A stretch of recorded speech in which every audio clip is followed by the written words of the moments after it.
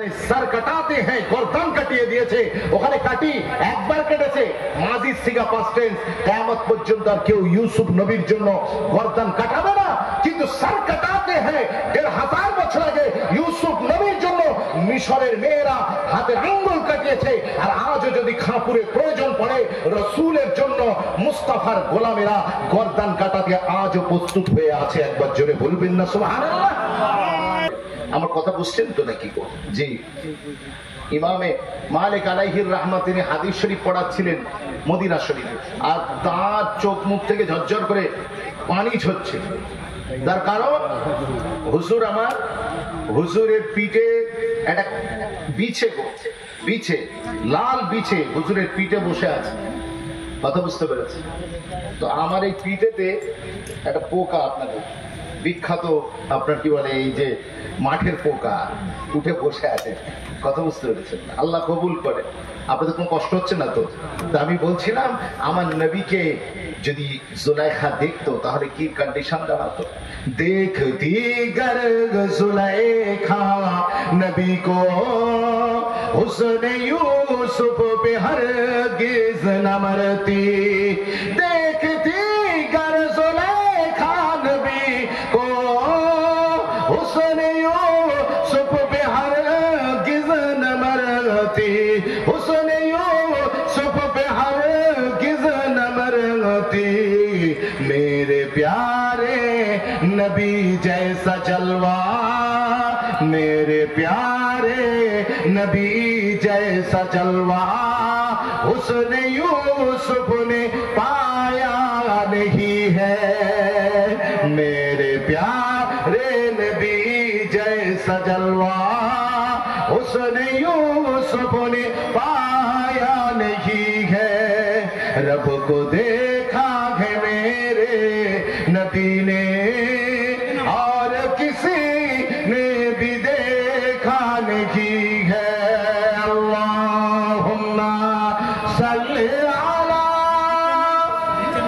माशाअल्लाह আমি চাইছি আপনাদের একটু আওয়াজটা শুনতে একটু সবাই মিলে পড়া যাবেন ওয়া আলা আলি সাইয়্যিদিনা সম্মানিত উপস্থিতি মঞ্চ উপবিষ্ট আপনাদের এলাকার আমাদের সকলের শ্রদ্ধা ভাজন জি জনাব হযরত মাওলানা হাফেজ আসলাম সাহেব সেই সাথে আপনাদের মসজিদের মুআজ্জাজ মুকাররম মুয়াজ্জিন সাহেব তারপরে আমরা যারা এসেছি এলাকার নামাজি কাবা শরীফের হাজী আমার চেয়ে যারা বয়সে বাবাজি আল্লাহ যেন আপনাদের সকলের উপরে হয়ে যান রাজি বলেন আল্লাহুম্মা আমিন তারপরে আমাদের যুবক ভাই সকাল থেকে চিন্তা করছে কোন দিকে যায় इंशाअल्लाह बुरा सोचे तो क्या होता है वही होता है जो मंजूरे खुदा होता है আল্লাহ যে যুবকগুলোকে হিদায়াত দিবেন ইরাদা করেছেন তাদেরকে এলাকার আশপাশ থেকে বাড়ি থেকে মার্কেট থেকে তুলে এনে এই জলসায় বসেছে আর আমাদের সমাজের যারা অর্ধেকটা কন্ট্রিবিউশন রাখে সেই আমাদের রেসপেক্টেড মমস এন্ড সিস্টার আমাদের সম্মানিত মোহতারিমা মা আর বোনেদেরকে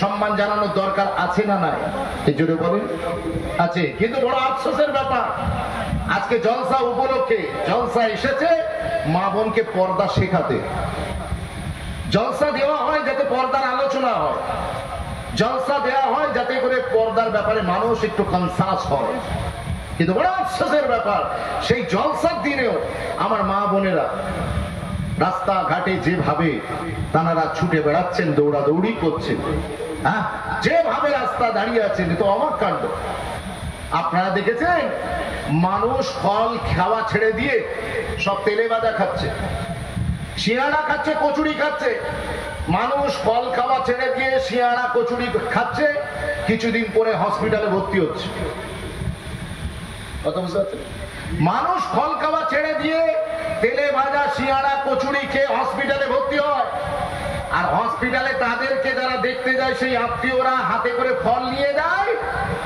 ওই ফলগুলো হসপিটালে বসে তেলে ভাজা যারা আগে খেয়েছে তারা বসে ফল খায় আর ওই রোগীর পাশে বসে এরা আবার তেলে ভাজা খায় কথা বুঝতে পারছেন না this is the circle of our life এটা আমাদের জীবনের একটা সার্কেল কিন্তু উকুনের জন্য নেড়া হতে হচ্ছে, আবার উকুনের ওষুধ কিনে ফের ঘরে যেতে হচ্ছে। আমাদের সম্মানিত মা বোনেদেরকে বলবো, জলসা দেওয়া হয়েছে যাতে মেয়েরা পর্দায় থাকে, আবার সেই পর্দা জলসাকে কেন্দ্র করে মা বোনেরা জলসা দিও বেপর্দা হয়ে রাস্তায় ঘুরে বেড়াবে।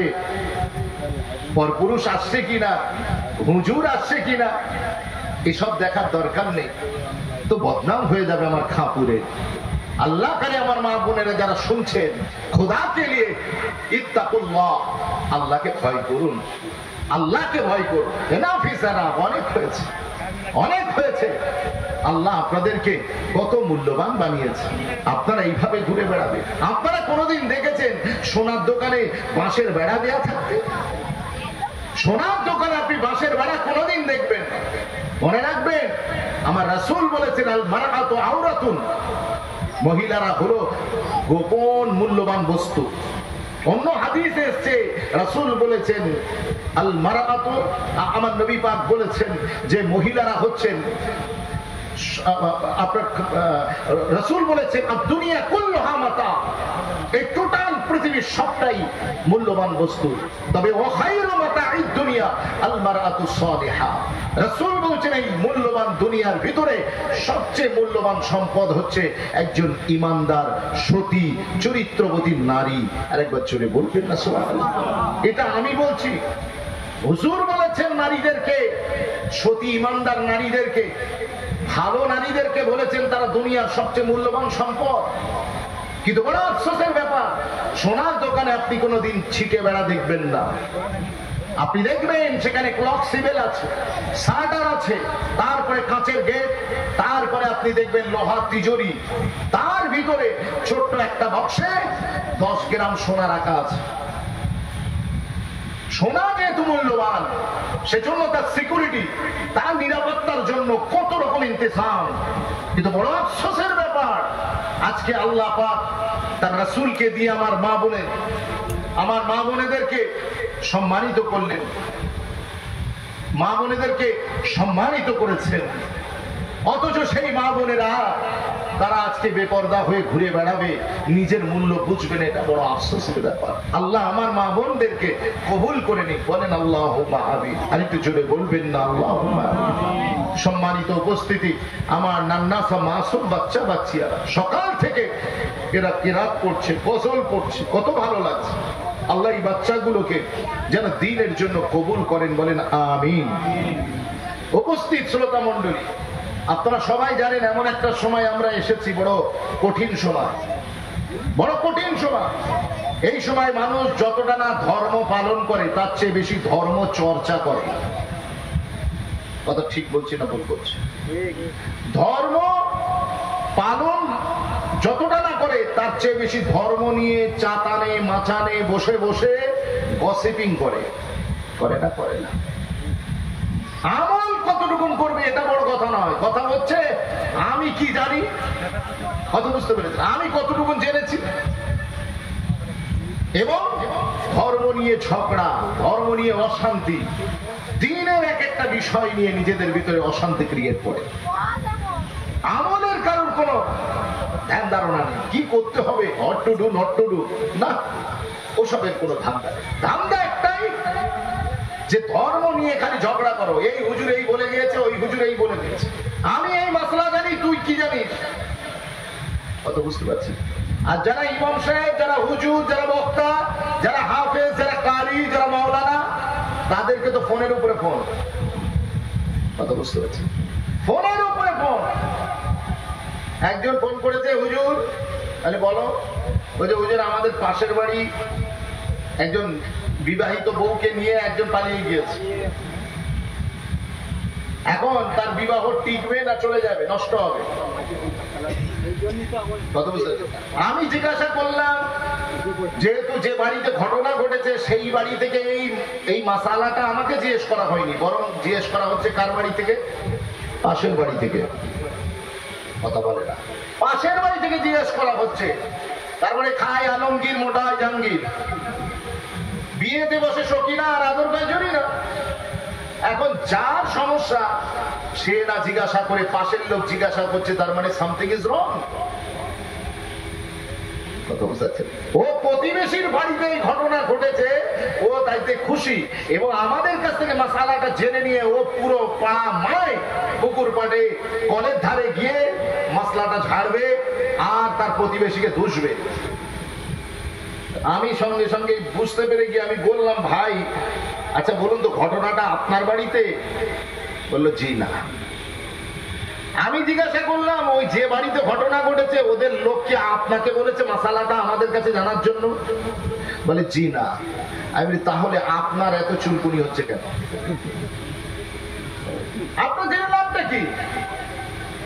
তার মানে হলো আমরা কি করি, আমরা মাসআলার উপরে আমলের আমাদের কোনো ধান্দা নেই, আমরা খালি মাসলা নিয়ে কিভাবে নিজেদের ভিতরে কলহ বিদ্রোহ তৈরি করা যায় আমরা সেটার চেষ্টা করে যাই।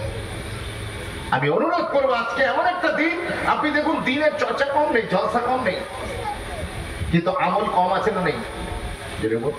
আমলের কোনো ধান নেই।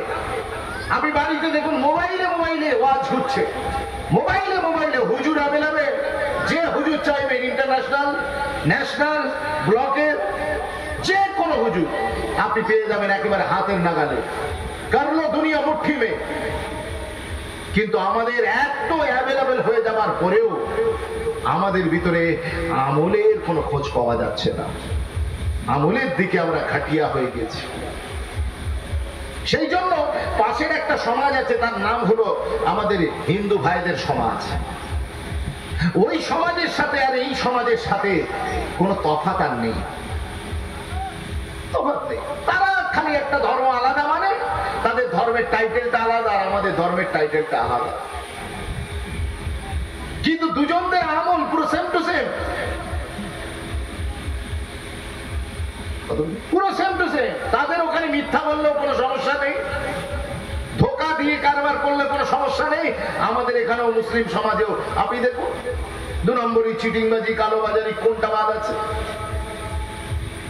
আপনি শুনলে অবাক হয়ে যাবে, তাদের ওখানে তারা হারাম হালালের কোনো পার্থক্য করে না।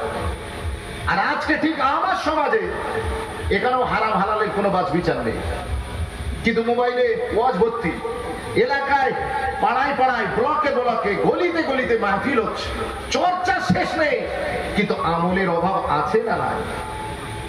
বলেন, আমলের অভাব আছে। বড় আফসোসের ব্যাপার, আমরা কোথাও যদি ইনভেস্ট করি সেখান থেকে কতটুকু প্রফিট পাচ্ছি এটা আমরা হিসেব করি। আপনারা আলু ব্যবসায়ী মানুষ, এই হুগলি জেলার মানুষ, আপনাদের এখানে সুপার 6 থেকে শুরু করে আর আপনারা চন্দ্রমুখী পর্যন্ত, আপনারা জ্যোতি থেকে নিয়ে আপনারা বিভিন্ন নামি নামি আলু মার্কেটে আপনারা বিক্রি করেন, বিজনেস করেন। কত টাকার বীজ বসিয়েছেন, কত তাতে খরচা হয়েছে, আর যখন আলু তুললেন তত লাভ কত হিসেব করেন না? করেন না, করেন। কিন্তু মনে রাখবেন, শুধুমাত্র জলসার ক্ষেত্রে আপনারা হিসেব করেন না। একটা জলসার আয়োজন করতে গেলে কত লাখ টাকা খরচা। বাইরে থেকে একজন ওলামায়ে দ্বীনকে নিয়ে আসুন, তাবারুক সিন্নি রান্না করবেন, প্যান্ডেল সাজাবেন, লাইট জ্বালাবেন, এই সব কিছু খরচা করলেন, ইনভেস্ট করলেন, কিন্তু সেই ইনভেস্টের পরে সেখান থেকে কি কতটুকু খাপুরের মানুষ লাভবান হতে পারলো আমরা কিন্তু এর জন্য কোনোদিন অ্যানালাইসিস করি না। আমি অনুরোধ করবো, আজকের এই জলসার পরে আমরা একটু ভাববো, প্র্যাকটিস করবো, ভাবতে হবে। যদি না ভাবি তাহলে বিপদ আছে। আমাদের খালি ভিতরে খালি প্রশ্ন, হুজুর এটা করা যাবে, ওটা করা যাবে, হুজুর মাথায় কি লম্বা টুপি দেবো না গোল টুপি দেবো, হুজুর জামা কি চেরা পরবো না গোল পরবো, কথা বুঝতে পারছেন না? লোক মাসলা জিজ্ঞেস করছে, বলছে হুজুর টুপি ছাড়া নামাজ হবে কিনা,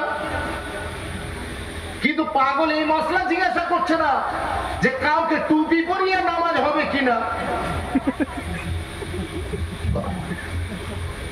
তারপর ওটা জিজ্ঞেস করলে ধরা পড়ে যাবে। আমি অনুরোধ করব, আজকের জলসা থেকে আমরা যা শিখবো সেটাকে আমলে জীবনে জিন্দেগিতে পরিণত করব। জানতে ইসলামে কোনো নিষেধ নেই, জানতে ইসলামে কোনো নিষেধ নেই। কিন্তু সমস্যা ওই জায়গায় ফালতু ফালতু প্রশ্ন, যে প্রশ্নের কোনো মানে নেই, কোনো মতলব নেই, শুধুমাত্র একটা আলোচনার খোরাক হিসেবে, ঠাট্টা মজাকের বিষয় হিসেবে আমরা নিয়েছি। খালি বাহাস করছে, আম ছেলেরা চায়ের দোকানে বসে বসে বাহাস করছে, মুরব্বী বাবাজিরা আপনার কি বলে পুকুর পাড়ে বসে বসে বাহাস করছে, দিনের বিষয় আলোচনা করছে। আমলের ধাক ধরে না। 24 ঘন্টা যাদের বাহাসে কেটে যায়, তারা আমল কখন